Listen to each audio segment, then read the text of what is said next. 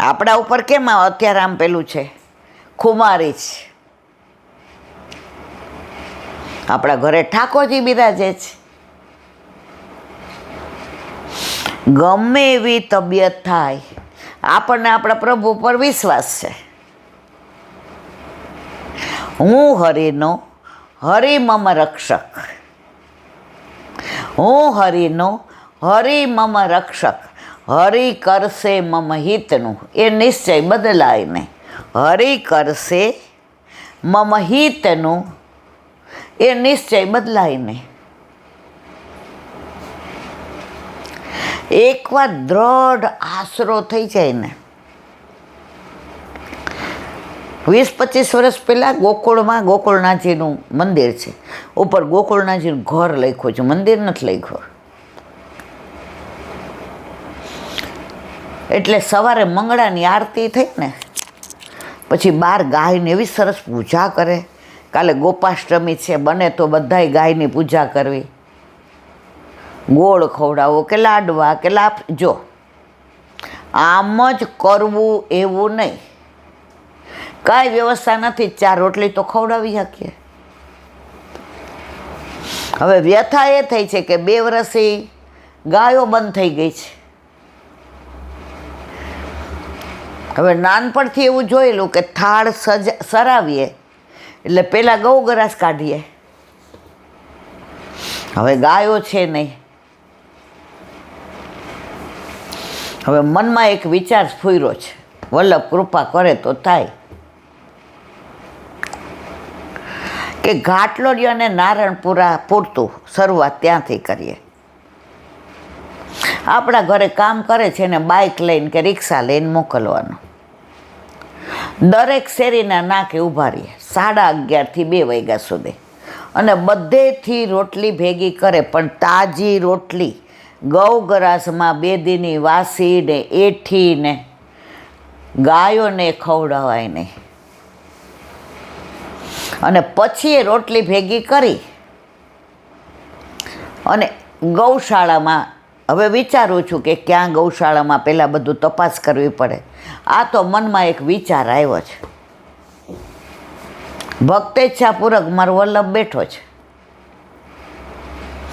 શરૂઆતમાં 2-3 દિવસ ગાડીમાં હું બોલીશ, બધે એનાઉન્સ કરીશ કે ભાઈ ગૌગરાસની તાજી રોટલી બધાએ સોસાયટીના નાકે ઊભું રહી જવાનું. કાંઈ એક જણ સોસાયટીનું ભેગું કરીને ત્યાં, આપણે ભારતીય છીએ, આપણે સનાતની છીએ, આપણે વૈષ્ણવ છીએ, અને આપણા ઠાકોરજીને ગાય એટલી પ્રિય કે ગાય માટે ચરણમાં મોજડી ન ધરી, ગાય માટે ગિરિરાજ ધારણ કર્યો. ગાય વિયાણી હોય તો વનમાં રોકાઈ જાય. એ પ્રભુ આપણા ઘરે આપણા માથે બિરાજે છે. તો ભલા ગૌગરાસ વિના કેમ રહેવાય? હવે જો બધું કાઢીએ તો એઠું જૂઠું થાય, બધું બગડે. એટલે મનમાં જો હજી તો આજે વિચાર આવ્યો છે, હવે કેમ કરવું ને શું કરવું, એ દીકરાની હારે બધી વિચાર વિમર્શ કરી અને મારો વલ્લભ કૃપા કરશે તો અઠવાડિયામાં આ વિચાર, કારણ કે ગાયો તો હવે બહાર આવવાની ને, અને વૈષ્ણવને ગૌગરાસ વિના મોઢામાં, જો એક તો વૈષ્ણવ નો આવે, હવે ગાયો બંધ થઈ ગઈ. કા તો બધું કરતે હો તુમ કનૈયા, मेरा काम हो रहा है, सब आपकी कृपा से मेरा काम हो रहा है. તો જેનો સારથી કૃષ્ણ હોય ને, એણે પોતાની ચિંતા કરવાની જરૂર નહીં. અર્જુને ચિંતા કરી હતી. જયદ્રથને મારવો હોય તો વાદળા લાવી દે, કર્ણને મારવો હોય તો નિહથ્થો હોય ત્યારે મારે. ભીષ્મ પિતામહને કીધું હોય શસ્ત્ર નહીં ઉપાડવું તો ઓલું પૈડું લઈને દોડે. પ્રભુ ચાહે સોહી કરે. અરે છેલ્લે લડાઈ પૂરી થઈ, રોજ ઠાકોરજી પહેલાં ઉતરે અને અર્જુન પછી ઉતરે. એ દિવસે ઠાકોરજીએ કીધું અર્જુન તો ઉતરી જા. અર્જુને સામું જોયું, અર્જુન નીચે ઉતરી જા. અર્જુને વચન આપ્યું હતું, કરશ્ય વચન, તમે કહેશો એમ કરીશ. ઉતરી ગયા. ને પછી પ્રભુ જેવા ઉતરા, રથ હળગો.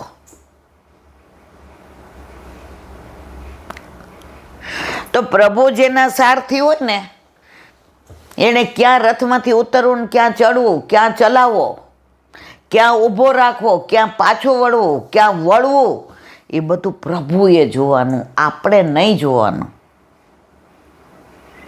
પણ એટલો ઠાકોરજી ઉપર વિશ્વાસ રાખવો જોઈએ. હું તમે ને આપણે, ઇન્ક્લુડિંગ માય સેલ્ફ, ડગી બહુ જઈએ છે.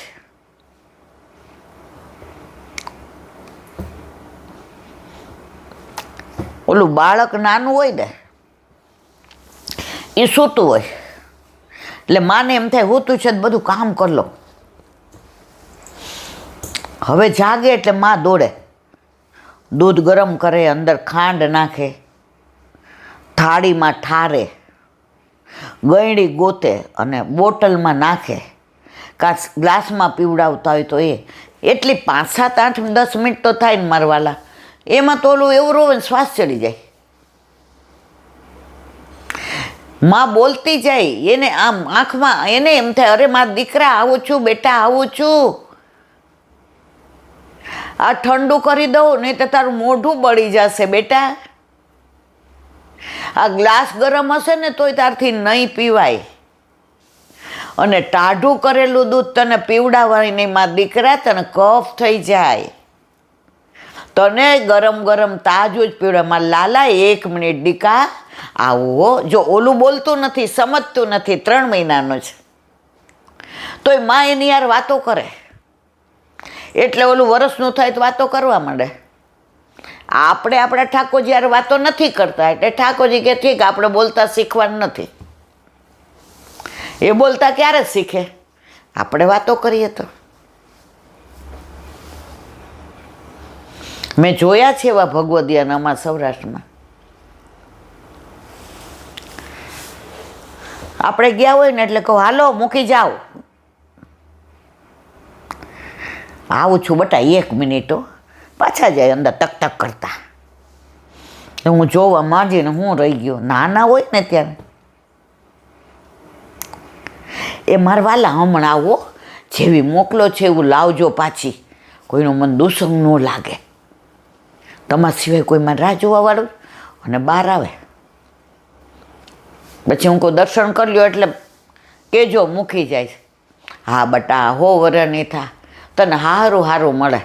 મેં કીધું ભણવાનું કહો ને કાંઈ સારું નથી, અને બધાના આશીર્વાદ સારું મળ્યું. જેવા બહાર આવે ને પછી હું કહું હાલને જરાક મિશ્રી મોઢામાં આપી દઉં. મિશ્રીને મોઢે જે ધરાયું હોય આટલું બધું ગળું મોઢામાં દે, પણ જઈને પહેલાં ક્યાં જાય ખબર છે? ઠાકોરજી પાસે. એ મરવાલા જેવી મોકલી તેવી આવી ગયો, ચિંતા ન કરજો. એ સાક્ષાત માને છે તો વાતો કરે છે. આપણે સાક્ષાત નથી માનતા. અર્જુન જીતી ગયો, એને વિશ્વાસ હતો. એની પાસે કાંઈ એટલું સેના બળ નહોતું.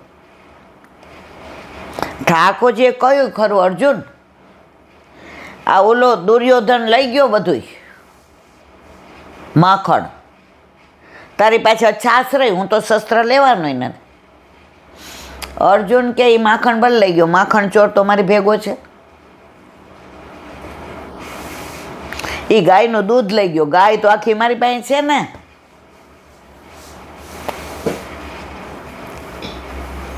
આપણને આપણા ઠાકોરજી ઉપર પૂરેપૂરો વિશ્વાસ હોય મારા વાલા,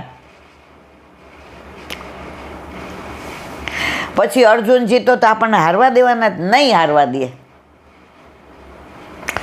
પણ પરીક્ષા તો કરે ને. ઓલા ઉનાળા માટલું લેવા જાય ને તો માટલાને ટકોરા મારીએ, જાણે આપણને જ આવડતું હોય.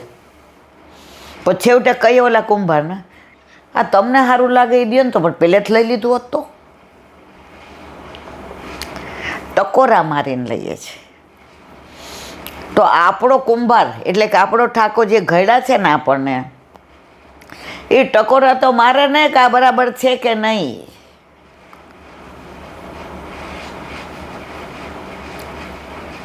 હવે નક્કી આપણે કરવાનું છે. પણ આ બધો આનંદ ક્યારે આવે? આ દિવાળી, દીપમાલા. રાજકોટમાં એક બેન કહે કે આ ઠાકોરજીમાં આટલો બધો ભાવ તોયલા બેન, હવે તો બીજો વિચાર નથી આવતો, હવે ક્યાંય જવાનું મન નથી થતું. એ કે પ્રગટ કરે રસ જાય, પણ મારે તમને તો કેવું, મેં કોણ બાપા કહો. મને કે પછી તમે એમ નહીં કહો ને મારી 20 મિનિટ બગાડી. મેં તો અલૌકિક હોય જ નહીં કહું, લૌકિક ફોન મૂકી દઈશ. મારી પાસે બધું સાંભળવાનું મારા વાલા ટાઈમ નથી. મને કે ના, એ કે દિવાળીના દિવસે મને દીપમાલા કરવાનું મનોરથ થયો.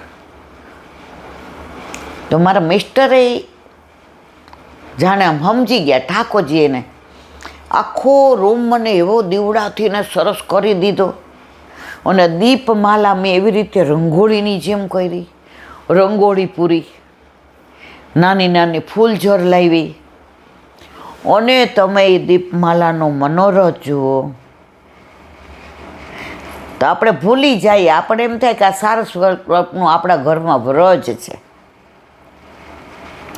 તમે ઓલી માનસી ગંગાની વાત કરી હતી ને, કે બધા આકાશના તારલાઓ માનસી ગંગામાં આવી ગયા હતા, એમ અમારા ઘરમાં બધી માનસી ગંગા થઈ ગઈ હતી.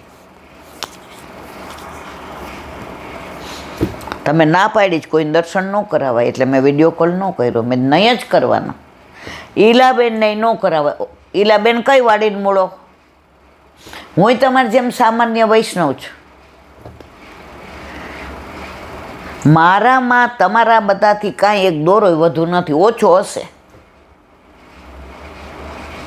આપણે બધા એક માળા મણકા છીએ, એમાં કોઈ માણકાની કિંમત વધુ ઓછી નથી.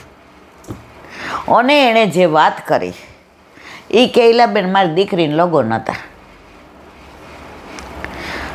હવે એક વીંટી ધડચા જેવી, એટલે મારે ને એને પપ્પાને એને પહેરવી હોય ને ત્યારે ઓલો દોરો કાઢી નાખે, અને મારે પહેરવી હોય તો દોરો અંદર લગાવી દઉં. હવે મેં બીજું બધું પહેર્યું હતું તો મને એમ થયું કે અમને બિચારાને કાંઈ નથી પહેર્યું, ને લગ્ન દીકરી, એટલે મેં આગ્રહ કરીને કીધું ના તમે પહેરો છે. એટલે એણે પહેરી, ઓલો દોરો કાઢી નાખ્યો. હવે કન્યાદાને દેવા ગયું ને વિદાય આપી ને પછી રાતના જરાક ઢીલા થાય. બાપને દીકરી વાલી હોય ને એટલી દુનિયામાં કોઈ ન હોય. માને દીકરો વાલો હોય, જાણે સ્વર્ગની સીડી બતાવી દેવાનો હોય, પછી ખબર પડે. અને બાપને દીકરી વાલી હોય, એના કાળજાનો ટુકડો. દીકરી છે ને 2 કુળને દીપાવે. દેહલીને અહીંયા પેલા ઉમરા હતા, હવે તો ઉમરાઈ ગયા છે. ઉમરામાં દીવો મૂકો ને એટલે ઓલા રૂમમાં અજવાળું આવે ને આ રૂમમાં આવે. એટલે રાતના ઢીલા હતા, એટલે રોતા હતા ને તો મેં એનો હાથ પકડીને કીધું, દીકરી તો બધાની હારે જ હોય ને, રાજાથી રંકની. તો એના હાથમાં મેં વીંટી ન જોઈ. મેં તો અલા મેં તમને વીંટી પહેરવા આપી હતી. એ કે હાય હાય ક્યાંક પડી ગઈ. 2 જણાએ બહુ ગોઈતી, ઈલાબેન બહુ ગોઈતી, ન મળી. પછી તો 2-4 દી અઠવાડિયા થયા એટલે મન મનાવી લીધું કે ભાઈ આપણા નસીબમાં નહીં હોય.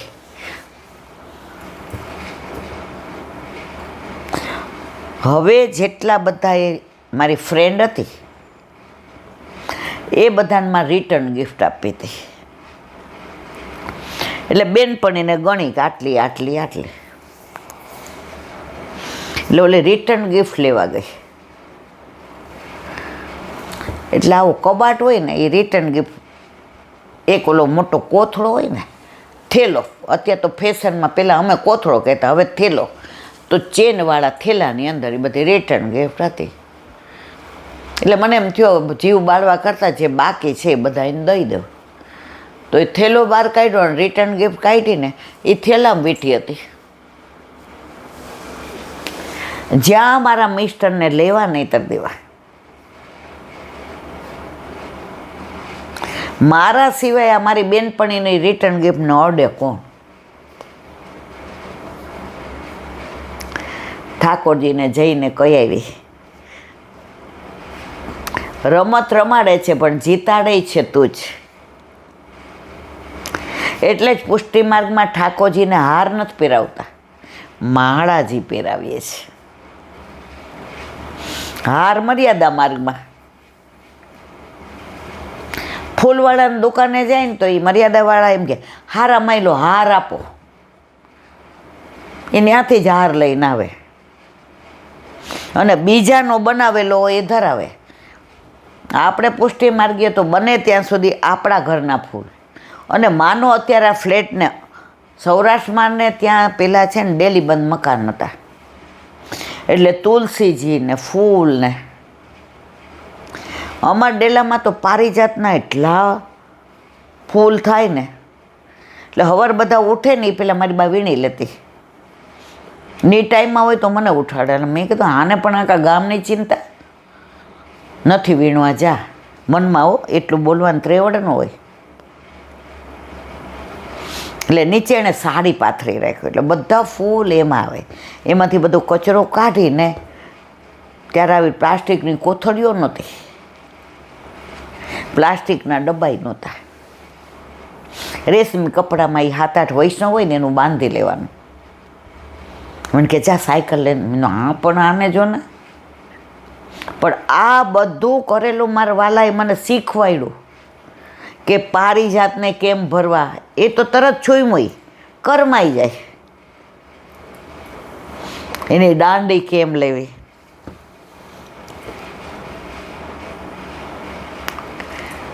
કહેવાનો આશય એ છે, કરેલું કોઈનું ક્યારેય જાતું નથી.